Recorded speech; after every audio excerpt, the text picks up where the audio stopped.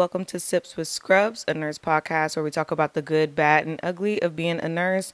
For those who are new here, I am Nurse Lainey. I am the host of this podcast, and today is going to be a solo episode.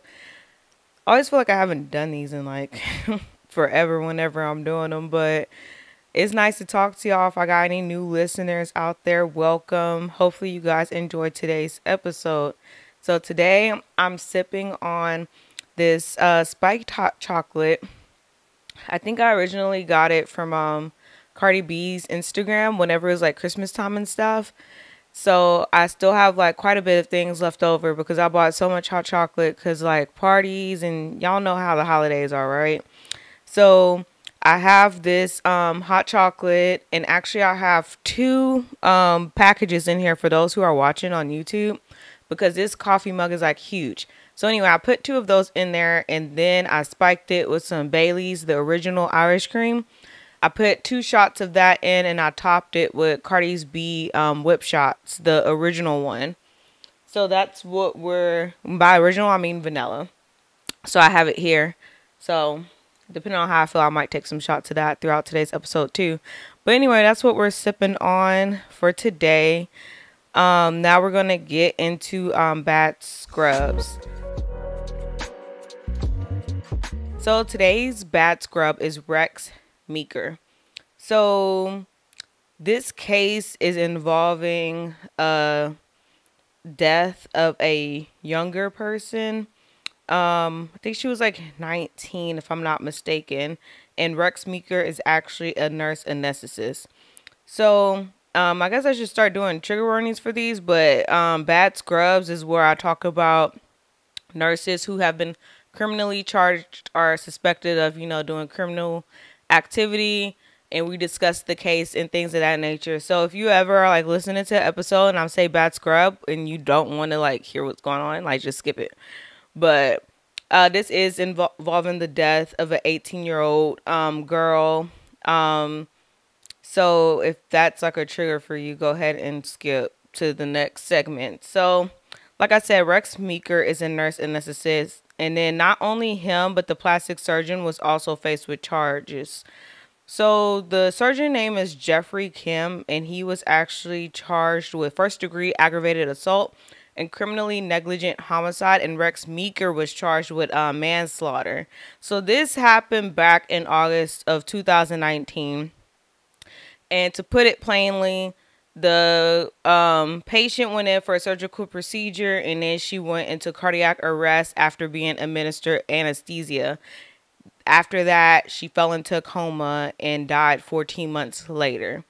So, as always, I like article hop. So I'm going to try to like put this as simply as possible so that it makes sense, because they don't be doing stuff in chronological order. I'd be like, girl, like why? But and then there was like an affidavit and all this stuff with the case. So I'm going to try to give it to y'all the best that I can. But let's start from the beginning. So the girl ended up going to the hospital from the surgical place. So it seemed to me like not exactly like a clinic, but one of those places where it's not like equipped for emergencies. It's like you come in and get the procedure done and like they watch you and then you go home. And then for like emergent cases, they'll end up transferring you to a hospital. So on August 2019, the patient's mom went to the police saying that her daughter was in the hospital with brain damage, and she believed that the plastic surgeon was the reason for her being there. So where she got the surgery from was actually a surgery center. So that's like the proper term for it. So the patient went there on the day of the procedure around 4, or actually take that back. The patient's mother went there on the day of the procedure around 4 to pick up her daughter because the procedure was only supposed to last about 2 hours. So she reports to them that the office staff told her that her daughter's heart rate dropped, but she was fine. Office staff also told her that the procedure had never started and would need to be rescheduled, which is odd because I'm like, well, why did her heart rate drop then? But I'm telling you what they said. So, at one point, the plastic surgeon came out to the waiting room and told the patient's mother that she was fine, but it was taking longer than expected for her to wake up.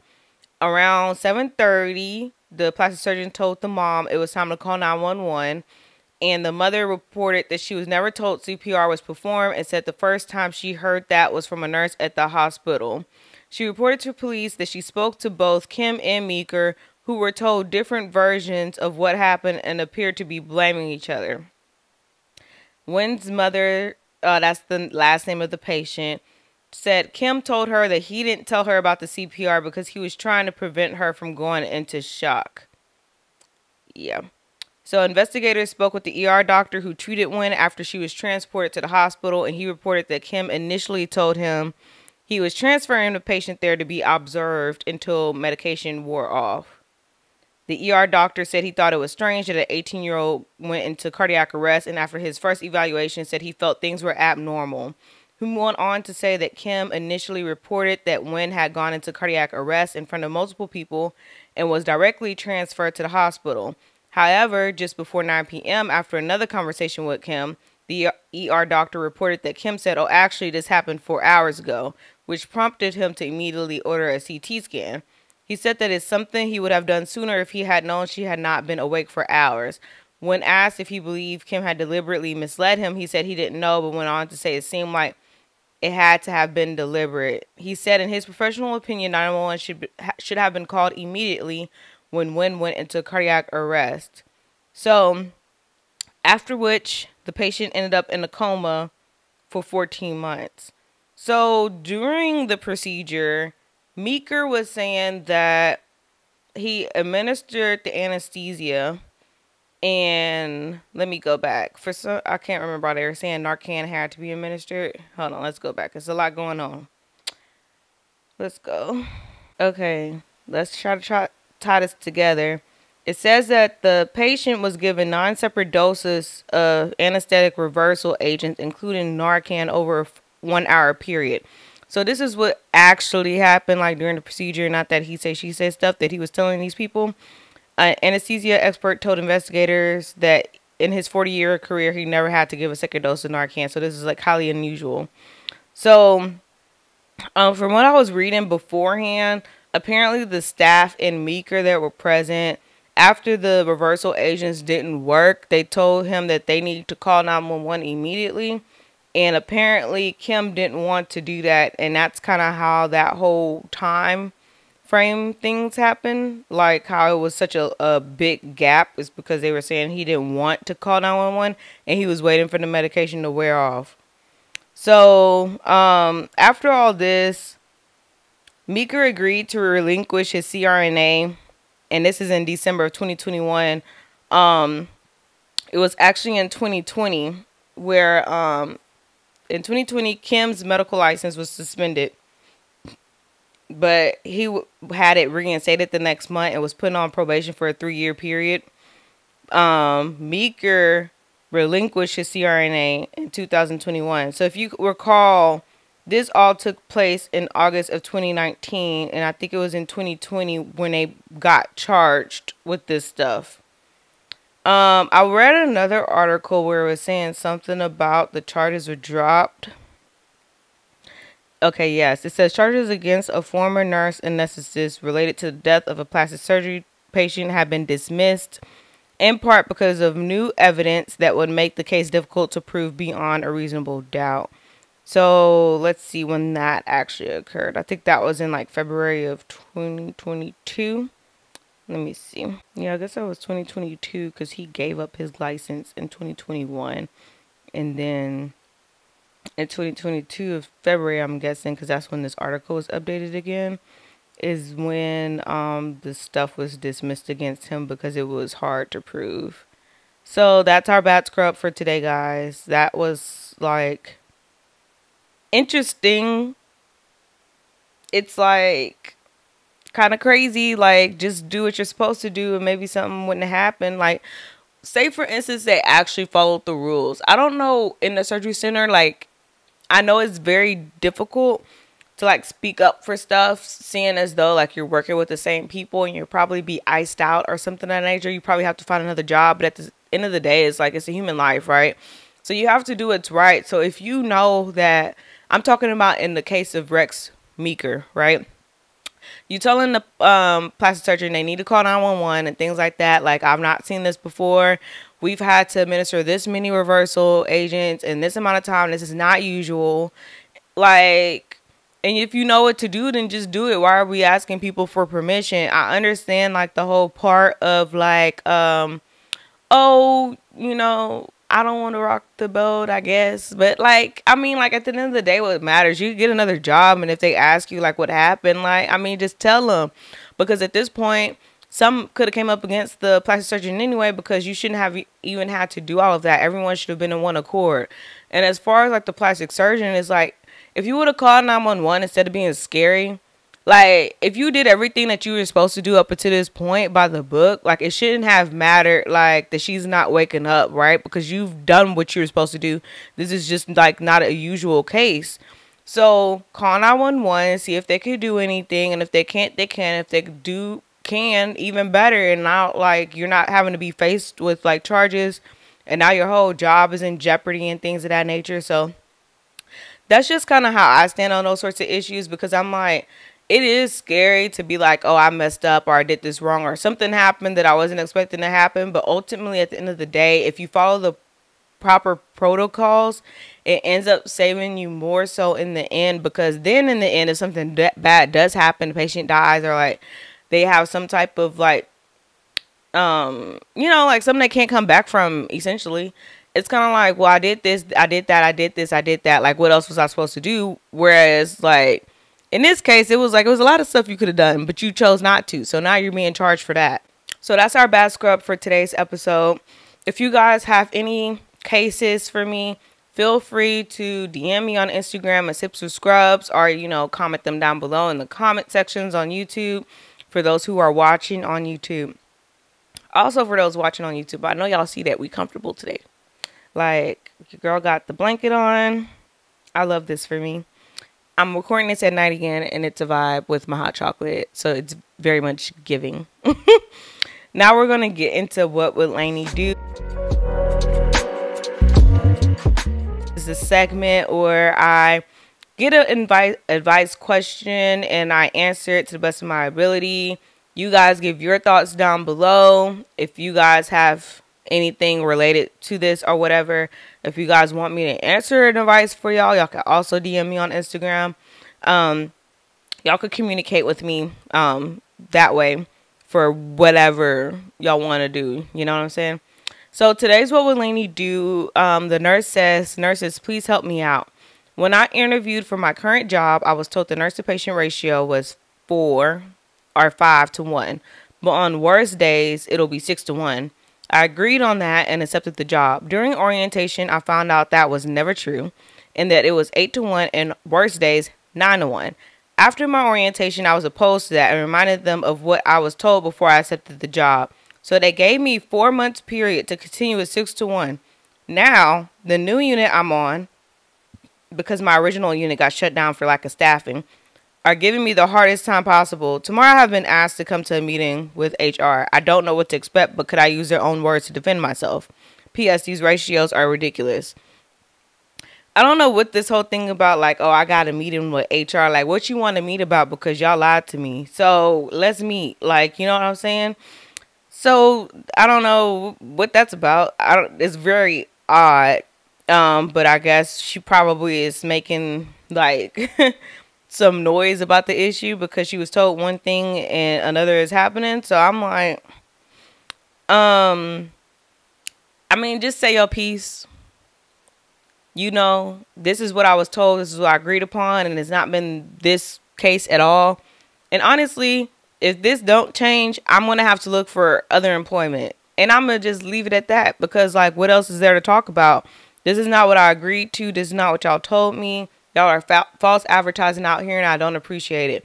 I've actually dealt with this firsthand with my last full-time job that I worked, where they told me it was one thing and then it was something else. So that's up to you at that point, because honestly, I don't think in those situations the people are going to change. So I think it's more so you have to move around to find what best suits you, because whatever the case is, those nurses that are there, obviously they're not making enough noise for them to care about it. 8 to 9 is ridiculous. I think, is that a med surg unit? didn't say what kind of unit it is, but whatever the unit is, that's not like in a hospital setting, like it's a no. So either I've had bad experiences with like nurses rallying to like be like this is not right and things like that. So I mean, you could try to do that and try to get change done at that facility, but at the same time, it seemed like this is a standard for them and this is what they used to, which is why you getting called into HR, because why you talking all this stuff and everybody else is fine. But I mean, that's up to you. Me, I'm gonna go get another job. I'm not coming back. Y'all let me know how y'all feel about this in the comments down below, but that's how I feel about it.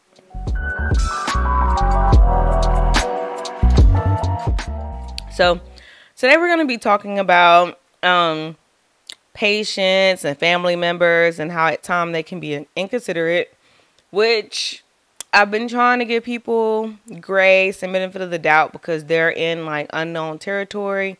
They're scared, they're frightened, they're all these things. So it's kind of like, all right, stress levels is high, but I do still feel like at the end of the day, there is a certain level of decorum one should have. Like, some things shouldn't come out some people's mouths. It's just my opinion. I don't care what kind of situation you're in. And if you feel like you're almost at that point where you doing all this stuff, like, maybe you should take a step back, right? That's just how I feel. So we're going to be talking about that because I've had a couple of incidences where I wish patients and family members knew and understood and considered about nurses. I feel like the community as a whole is very not knowledgeable of how hospitals run. And then now we're in this like age of, I don't want to say self-gratification, but that's what I'm going to say. Instant gratification. Like you think everything happens like this, like it's nothing. Like, oh, why is this taking so long? Why is this taking so long? I'm still in the hospital? Why am I doing this? Like, it's like, girl, like, okay, if they found out what's wrong with you and then they're prescribing you medicine, it needs time to work. Like, what you think, like, this is like a magic wand? Like, you just think the antibiotics go work in one dose and like you good to go? Like, it's not always like that. So these are a couple of things that I wish that patients and family members understood about nurses. One of them being is you're not my only patient. It's kind of interesting because you get so many different spectrums of people. I feel like the people who be needing you the most sometimes be the ones that be so much more understanding than the ones who don't really need you, which is backwards. I'm like, girl, you don't even need me in here this often, but here you are making a racket talking about I ain't seen my nurse. Girl, like I see you or somebody comes in your room every hour for hourly rounding because that's like the standard, right? I'm like, what you want me to do? Like come in here and tell you hi? Like ain't nothing wrong with you. Like some of them, they're literally there for IV antibiotics. You get it once a day. Like what else you want me to do? You're oriented. You walking and talking just like me. It's just like, it's very odd. So I just feel like the dynamics are misplaced at times. And it's be like the good people, like the people who should be good, that be the ones that be like giving you the hardest time sometimes. And it's just like, you're not my only patient. And honestly, like what you have going on doesn't even compare to what the person in the next room has going on. I know that like in nursing school, they be trying to tell you all these things to say and not to say. But I'm like, sometimes you do have to tell people you're not my only patient. Or like sometimes I don't really ever say like, oh, we're short staff. But I will say like, I have this going on with another patient right now. I'll get back to you as soon as I can. And sometimes to remind them like, it's not just you in here. And there's people that's worse off than you. There's people who don't have family that's in here with them and things like of that sort. And normally when I do tell them, they be like, oh. Because I remember one time, they're like, oh, this or that or whatever. And then, like, I'm like, girl, I just came from a cold in the next room. The patient next to you is dying. They be like, oh, I'm so sorry. Please go take care of them. Exactly. Like, shut up. Like, most of their requests, when I feel like that about it, it's very minimal stuff. It'd be like little stuff. Like, you said you were going to come in here and help me get my shower 3 hours ago, and I haven't seen you since. I'm sorry I didn't have time to come and update you about I'm not able to come in there and give you a shower because I've been in this other person room who's been about to die. I'm sorry I didn't think of that. You know? But then if you say that, you asshole, right? Another thing that I wish they knew and considered was I don't know everything about everything. I don't know about y'all, but I be having people ask me questions that has nothing to do with my job. One. I'd be like, girl, I don't know nothing about no insurance. I don't know how much this costs for you or whatever. I don't know the dosages of your cardiac medications and what they should be. That is why you got a cardiologist. I'm just the nurse. I'm monitoring your blood pressure and heart rate, and I'm giving you the medication. If it tells me to hold it, if it goes below or above a certain rate, that's what I do. Other than that, I don't know what to tell you. I don't know what, like, that's why I said I think people just have like a false impression. Like, are they, like, they have no idea at all, like, of what nurses do and what they know and, like, how the, like, hospitals work. And I think part of the blame is these, like, hospital shows, because I'd be like, girl, the doctor is not coming in here multiple times a day unless you about to die. And even then, it might not be your doctor. It's like the cold team. They come in here once a day. Each specialist comes in here once a day, sees you, say, oh, okay, you're doing good, and then move about your day. Now, I'm speaking for med-surg and IMU-ish. ICU, of course, is different. ER, even. I mean, ER, the doctors be there, but they, like, once they do what they got to do with you, they move on to the next one. So it's just kind of like people just have no idea of how it works, which is why I try to extend grace, because I'm like, I know you don't know this, or maybe you thought you did and you don't, or like you're missing some pieces here. So a lot of the times I explain to them, that's not how the hospital works. I'm like, the cardiologist has all these people in a hospital, and they have all these people in their clinics, and they see all of them. They're not going to come back in here to see you unless something is critically wrong with you. But, of course, they don't ever like that answer either. I'm not your maid or servant. And this is not for patients who are total care, which is people who need, like, are dependent on you to do everything for them. People who can't get up and walk and things like that. These are the people that look like you and me, and they want you to pick up something off the ground. Girl. You got to be kidding me.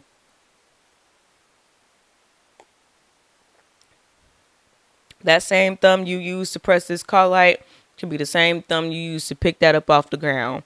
And that's all I got to say about that. I'd be like, girl, and I don't know about y'all, but I'd be having patients who are fully capable of cleaning themselves and refuses to.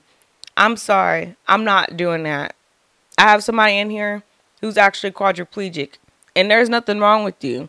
And a lot of times, I don't even be trying to be funny, but I ask them, how do you take care of yourself at home? Is there somebody that helps you clean yourself up, or do you do it yourself? Oh, I do it myself. Oh, okay, well then let's get you ready to go back home. So you could do this yourself, and then if you need help later, I'll come back and then help you. Like, come on now, really?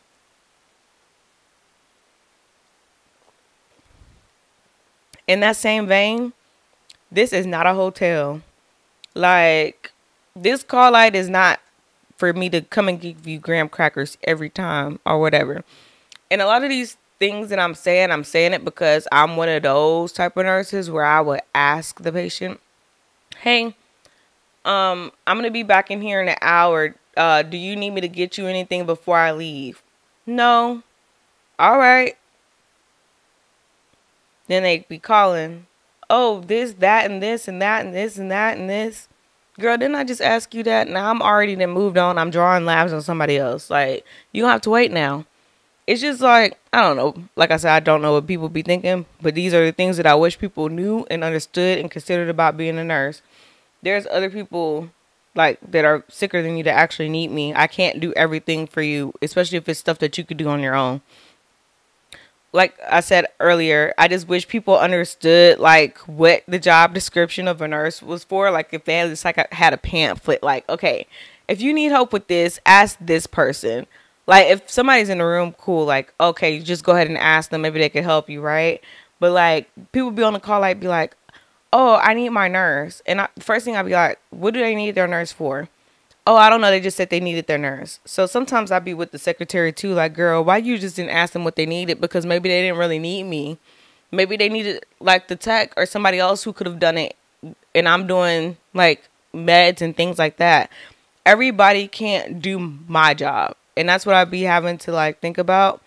Like, I can't do everything. You know what I'm saying? I can do what I can do. And then if I have time to do stuff that other people can do, I have no problem doing it. But everybody can't do my job. but I can do like a lot of other people's jobs. You know what I'm saying? So I be trying to delegate accordingly, but sometimes I just wish it was like a little pamphlet that told them like, girl, if you got complaints about your food, call this number. If you got questions about your diet, call this person. If you need like pain meds and frequency, that's not me. I could tell your doctor, but when your doctor come in here, I want you to give him the same energy you've been giving me all morning long about how much you in pain. And that's what I be telling them. I be like, this energy you directing towards me, I can call your doctor and let them know that you're in pain and ask them if they could change it. But you need to verbalize that to them when they come by as well. Like I said, a lot of that stuff don't got nothing to do with me. I also would like them to know and understand and consider, because those are all different things, that nurses are people too. Like, we hold a lot of emotions. I'm literally got my own life going on, right? I come to work, and of course, like, this is what we signed up for, but at the same time, it's like, you know, we people too. It's only so much we can handle. So it's like we're going from room to room. Everybody got their own drama going on, their own, you know, medical condition. Some people psych condition. Some people be telling you they family drama, and they just dump all that on you. Then you go to the next room, and it's like the same thing over and over again. And it's just like, this is a lot. Like, like, can we not tell me your whole life story? Like, right now, I can't do that right now. So I haven't found a way to like actually say that nicely lately. Well, not lately. I've always just zoned it out. I just be like, oh, okay, you know, like how you say and yeah and all that stuff to the right moments. I do stuff like that, but like sometimes it's just like, and then sometimes I do like kind of like find a little pocket of where I take a break and like okay, you know, thanks for letting me know about that. I'll be back in here in an hour and see if you need anything then. Like, I'll be like trying to like finesse my way out of the door. But like sometimes honestly it'd be a lot. And like I said, I'll be trying to come into work with like a clear conscience and like prepare myself the night before so I can handle that sort of thing. But I just wish that people understood about that, because I feel like people I don't know, they be acting like nurses aren't people too. Like one of the things that I thought about was like that TikTok video. I know y'all have seen that before. I heard about it if y'all are listening to this podcast. With the labor and delivery nurses doing the ick videos. It's like, girl, like, oh, yes, there's stuff we don't like too. Just like it's stuff teachers don't like about y'all kids. But I don't know why this is such like a taboo topic. Oh, you're supposed to be compassionate. I could be compassionate, but I can also feel this way about this subject at the same time. Like, I'm not understanding like the issue. I understand the issue with some things if it's like, okay, like you're doing that at work. But like at the same time, like what a lot of people don't know, we work for 12 hours. There is not always something to do every minute of those 12 hours. So if we want to like take a couple of minutes to laugh at something stupid, or you know what I mean, do something dumb to like relieve ourselves like emotionally, like what's it called, kind of like dark humor but like comedic relief type of thing, like okay, like that's fine. Like that real, you act like it was like a 50-minute long video, like they did that in like seconds. Like how much time does that take out of their whole 12-hour shift? Like I just don't understand some of those things, and I can see how the perception of it could be bad if you're not aware of certain things, like I said, like what we do and like how the day plays out for us and stuff like that. But like I said, we're also people too, and I don't know what they be thinking. Like, you think I want to be here with you listening to you do all this all the time? Like, nobody wants to do that. I don't care how nice they are. One of my last things that I want people to know, and this is for doctors and all them too, that is not my patient. You know how they be trying to tell you before you go to work and all this stuff, oh, the call light is like, if you see a call light, don't let it pass by. Everybody's your patient kind of thing or whatever. It sounds nice in theory, but in real life, people be abusing that. Like, people be like, oh, nurses be disappearing. I ain't gonna even lie. So I guess I'm talking to the good nurses. You know what I'm saying? This is not, you know, bad scrubs, okay? This is good scrubs. Like, why am I responsible for your patient that you ain't been checking on? Like, I want people to be like doing good and stuff like that, but at the same time, it's like I only have so much of me to give. You know what I'm saying? So it's like I can't be checking on my people all the time, and just because your person keep being on the call, like now I gotta go in there too. Like, no, girl, you need to take care of your person. I'm already doing the best I can with what I have, and now I gotta worry about you too. I don't like that. I don't like it. It's not my patient. Same thing with doctors when they come by and they be trying to tell you, oh, this person in 35, I need you to order this and I need you to get this. I need you to get that for them. And then they said they were complaining about this. I'd be like, I don't know who you're talking about, but that's not my patient. Oh, do you know who the nurse is?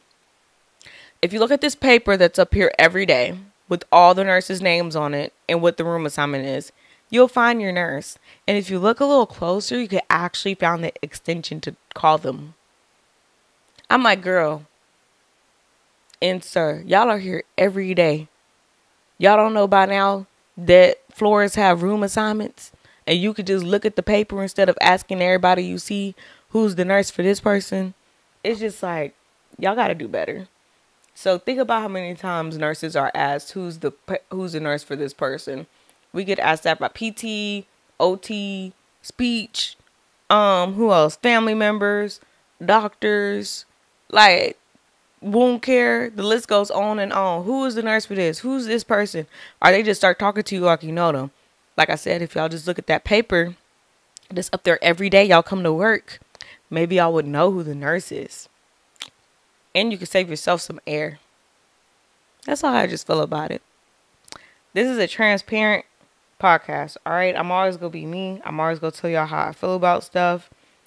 And sometimes it's cool. This is not like every time where it's like, oh my God, this. It's not like every day everybody's irritated.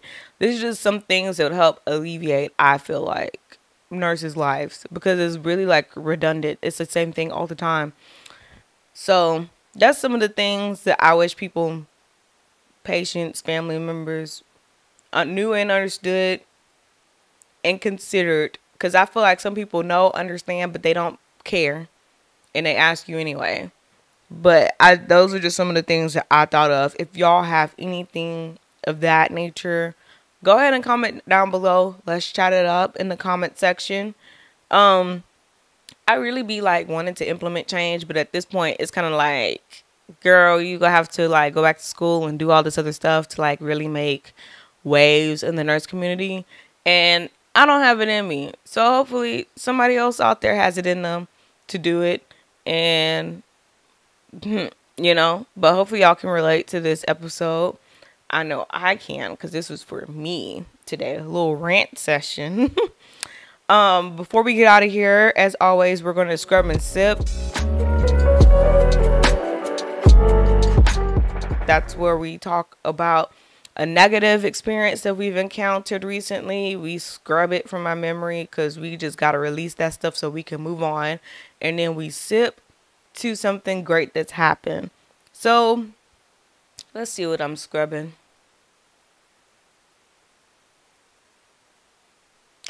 I'm scrubbing. See, so for those who've been watching my vlogs, I've been in the ER quite a bit of times holding patients. So I'm scrubbing nurses who don't want to take report, because I don't know what y'all doing up there, but I'm a floor nurse. So I'll be like, I think y'all be lying when y'all be saying y'all in patient rooms, because how every time I call to give y'all a report, y'all in the patient room. Like, I don't think y'all in the patient rooms like that. And then you tell me, oh, I'll call you back. And then you don't ever call me back. Then you tell me, I could call you back in 10 minutes, and then I'll call you back in 10 minutes, and you still don't answer. So which one is it? I'm scrubbing that because it really irritates me. Because it's like, especially in ER holds, it's like they're trying to move the patient to ER hold so that the ER nurses could take more ER patients. And we're trying to move them up to y'all, and y'all like delaying the process because y'all be like in to play reindeer games. Because I heard y'all be holding y'all patients from discharging because y'all don't feel like doing it. Like, work is the same every day. You're going to admit and you're going to discharge. So why are we even doing this? Y'all heard me say that I prepare for my day, you know? So I mentally prepare. Okay, I'm going to be doing this when I get to work. And if I don't have to do it, I'd be like, thank you, God. I don't have to do all this today. But like, you already know You're going to admit and discharge patients, especially if you're in an observation unit. That's all you're going to do all day.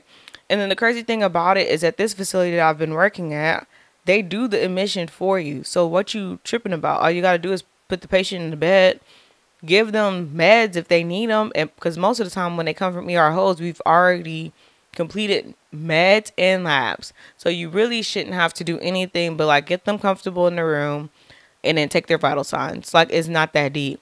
Think about how many patients I get downstairs in the ER holds. I get like 9 patients a day. Not like at the same time, but I see like that amount of people a day, and I do the same thing. I get them hooked up to the vital sign. I look to see what's pending. I give it to them, and I move about my day. It's just not that deep for y'all to be playing with me for an hour. And this has not only happened one time, it's happened like 5 times. So I'm scrubbing that. I'm asking God. I don't really be wanting to ask him for stuff because I know he gonna put me in opportunities where that will present itself and I have to arise to the occasion. Don't you hate like growing up? Like you gotta go through stuff to like get to the next level. Okay, but we're gonna ask him for patience. But really, I want him to calm my spirit so I don't be so irritable. Like I be ready. Like, do you want to fight today or tomorrow? Like, which one is it? Cause I will bring the patient up there, and I will give you bedside shift report. How about that? But of course, I be a little hot-headed sometimes. But I really be like I said, be trying to mentally prepare for the day, so I don't ever get to that point. But I'd be like, girl, come on now. You know what this is. So we're scrubbing that. I'm going to sip to being scheduled at the same ER for this entire week. It's one of the ones I like. Well, I guess it's the best one that I like because I actually have a team down there. There's like a whole ER whole department down there. So I have a charge nurse that can advocate for me and help me out when I need it. And I have a tech that could do the vitals and help me clean patients. At the other facilities, they don't have all of that. So I'm really grateful to be scheduled with them this week. And honestly, with stuff like that, it's kind of like no matter what happens, like it'll get figured out because you have a good team. And that's not something I get all the time. I know that I'm going to get all the time because I've been working, float pool. So I don't know who I'm going to go to work with or whatever. So I'm really grateful for that. I'm excited to see how the shift goes. This episode is actually going to come out way after that. So I do plan on vlogging this week. If you guys like to watch the vlogs, y'all can watch them on YouTube. But once again, as always, it's nice talking to y'all. Hopefully you guys enjoyed today's episode. If y'all have like anything y'all want to add to the conversation, definitely comment down below. Thanks y'all for listening as always, and I'll see you guys in the next episode. Bye.